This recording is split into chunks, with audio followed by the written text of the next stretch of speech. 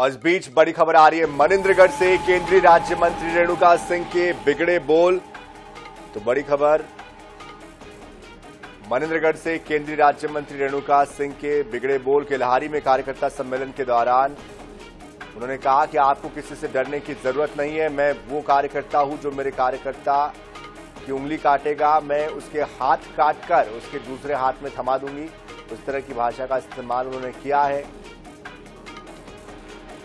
केल्हारी की कार्यकर्ता सम्मेलन में उन्होंने ये बड़ी बातें बोली है। आपको किसी से डरने की जरूरत नहीं है। कार्यकर्ताओं से कहा, मैं वो कार्यकर्ता हूं जो मेरे कार्यकर्ता की उंगली काटेगा, मैं उसके हाथ काटकर उसके दूसरे हाथ में देना जानती हूं।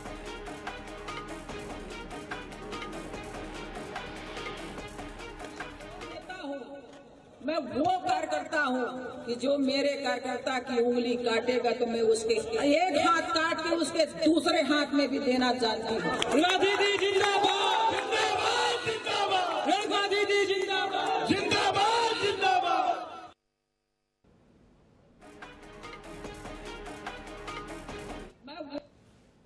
मैं वो नेता हूँ, मैं वो कार्यकर्ता हूँ कि जो मेरे कार्यकर्ता की उंगली काटेगा तो मैं उसके एक हाथ काट के उसके दूसरे हाथ में भी देना जानती हूँ। रेणुका दीदी जिंदाबाद, जिंदाबाद, जिंदाबाद। रेणुका दीदी जिंदाबाद, जिंदाबाद, जिंदाबाद। तो चुनाव का वक्त है, ऐसे में केंद्रीय राज्य मंत्री के बोल बिगड़े हैं, भाषा अमर्यादित हुई है।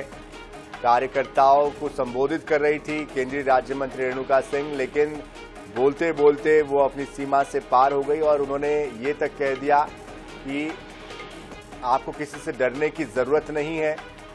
मैं वो कार्यकर्ता हूं जो मेरे कार्यकर्ता की उंगली काटेगा तो मैं उसके हाथ काटकर उसके दूसरे हाथ में देना जानती हूं।